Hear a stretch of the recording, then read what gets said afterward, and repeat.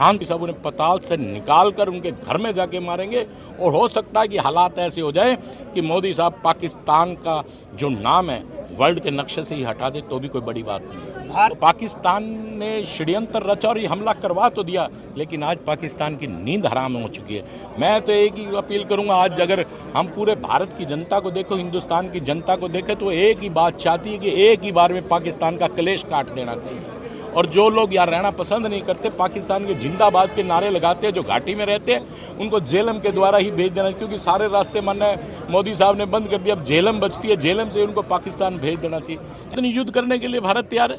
भारत ने कभी भी पहले किसी को छेड़ा नहीं, अगर छेड़ दिया किसी ने तो फिर भारत ने उसको छोड़ा नहीं। इतिहासदार है जो ममता बनर्जी और ये सब है, जयचंद ही कहूँगा इन लोगों को। आज फारूक अब्दुल्ला साहब का भी कोई बयान देखने में नज़र में आया कि उनके पास एटम बम है। भैया, जो हमारे एटम बम है या जो हमारी मिसाइलें हैं, हमने दिवाली पे जलाने के लिए बना रखी है क्या? हमने भी बराबर में फूकने के लिए। आज पाकिस्तान में इतना मादा नहीं है कि हिंदुस्तान की तरफ आँख भी उठा के देखे। सबको एक होना चाहिए, हमारा देश है और हम सब भारतीय हैं। अगर भारत की तरफ कोई आँख उठाएगा तो उसका सर कलम कर दिया जाएगा। ऐसा प्रत्येक व्यक्ति को सोचना चाहिए, प्रत्येक नागरिक को सोचना चाहिए। हमारे राजनीतिक विचार अलग हो सकते हैं पार्टियों से, लेकिन देश के मामले में सबको एक होना चाहिए, ये इनको मान। सर, जम्मू कश्मीर के पहलगाम में हमला हुआ सच हो, अब रॉबर्ट वाड्रा का बयान आया है कि भाई हिंदुस्तान में मुसलमान अपने आप को असुरक्षित महसूस कर रहे हैं। इन लोगों का काम ही यही है। आप ये देखिए ना, उनकी बात कर रहे हैं, हम लोग हिंदुस्तान में हिंदू रहते हैं और हमारे हालात क्या हो गए।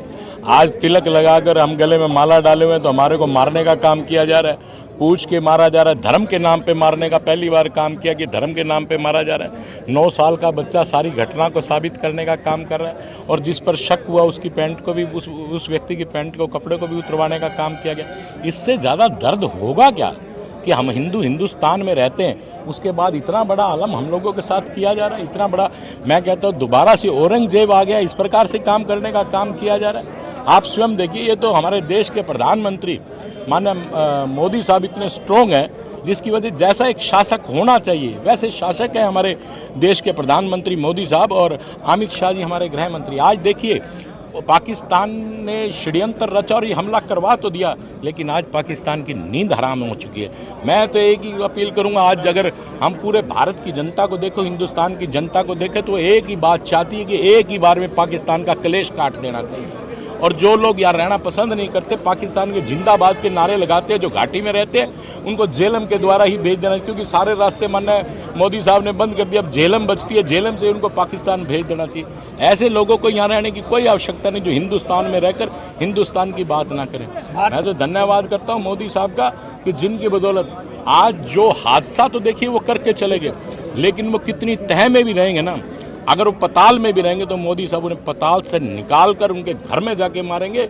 और हो सकता है कि हालात ऐसे हो जाए कि मोदी साहब पाकिस्तान का जो नाम है वर्ल्ड के नक्शे से ही हटा दे, तो भी कोई बड़ी बात नहीं। भारत की सख्ताई के बाद अब पाकिस्तान का बयान आया है, अगर पानी को रोकने की कोशिश की गई, मोड़ने की कोशिश की, तो इसको युद्ध का माना जाएगा। तो कोई बात नहीं, युद्ध करने के लिए भारत तैयार है। भारत ने कभी भी पहले किसी को छेड़ा नहीं, अगर छेड़ दिया किसी ने तो फिर भारत ने उसको छोड़ा नहीं। इतिहास गवाह है इस बात का। अगर इस प्रकार से पाकिस्तान धमकियां देता है, कभी कोई कह रहा है कि एटम, हमारे देश के गद्दार है। मैं कहता हूँ आज भी हमारे देश में बहुत से ऐसे गद्दार हैं जो ममता बनर्जी और ये सब है, जयचंद ही कहूँगा इन लोगों को। आज फारूक अब्दुल्ला साहब का भी कोई बयान देखने में नज़र में आया कि उनके पास एटम बम है। भैया, जो हमारे एटम बम है या जो हमारी मिसाइलें हैं, हमने दिवाली पे जलाने के लिए बना रखी है क्या? हमने भी बराबर में फूकने के लिए। आज पाकिस्तान में इतना मादा नहीं है कि हिंदुस्तान की तरफ आँख भी उठा के देखे। हादसा भी हमारे साथ बीता और आज परेशान वो लोग हैं, इस गलती पे सोच सोच के हैरान हो रहे हैं ये हमने गलती की तो क्यों की। आज आप एक बात को मान लीजिएगा, इसको आप शर्त मान लीजिए कि आज हमारे देश के प्रधानमंत्री जिस समय एयरपोर्ट पे उतरे हैं, आप अंदाज़ा लगा सकते हो कि उस व्यक्ति के चेहरे पे कितना गुस्सा था।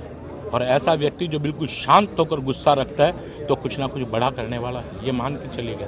पाकिस्तान तो हाथ लगा लगा के देखेगा कि मेरे साथ बनी क्या है। सर, कांग्रेस के लोग आज बिहार के अंदर मोदी जी की रैली उस पर सवाल उठा रहे हैं कि पूरे देश में मातम छाया हुआ है और वो वहाँ पर देखिए ये कार्य, देखिए एक बात सुनिए, अब मैं कोई ऐसा शब्द उनके बारे में कहूँ तो उचित नहीं है। वो चीज़ कहनी उचित नहीं है। ये कार्यक्रम बहुत बड़ा कार्यक्रम पूरे देश का था, जो माननीय हमारे प्रधानमंत्री जी को करना है, और इसी मुखालते में तो लोगों को रखना है। जो पाकिस्तान है इसी मुखालते में तो रहे कि इस प्रकार से देश के प्रधानमंत्री मोदी साहब थोड़ा नरम हो गए, लेकिन उनको मालूम नहीं शेर जब एक कदम पीछे हटता तो छलांग कितनी बड़ी लगाता, उनको इस बात का अंदाजा नहीं है। आपको लगता है इस घटना के बाद पक्ष और विपक्ष को एक होना चाहिए देश में? बिल्कुल, मैं यही बात कहना चाहता हूँ, क्योंकि देखिए नफरतें भरी पड़ी हैं, ना पालो इसे।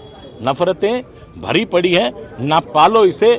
दिल में खलिश है, निकालो इसे। ना तेरा ना मेरा ना इसका ना उसका, ये वतन हम सब का है, बचा लो इसे। इस मुद्दे पर सबको एक होना चाहिए। हमारा देश है और हम सब भारतीय हैं। अगर भारत की तरफ कोई आंख उठाएगा तो उसका सर कलम कर दिया जाएगा। ऐसा प्रत्येक व्यक्ति को सोचना चाहिए, प्रत्येक नागरिक को सोचना चाहिए। हमारे राजनीतिक विचार अलग हो सकते हैं पार्टियों से, लेकिन देश के मामले में सबको एक होना चाहिए। ये इनको मान कर चलना चाहिए। कुछ सीखना है तो इजराइल से सीखें।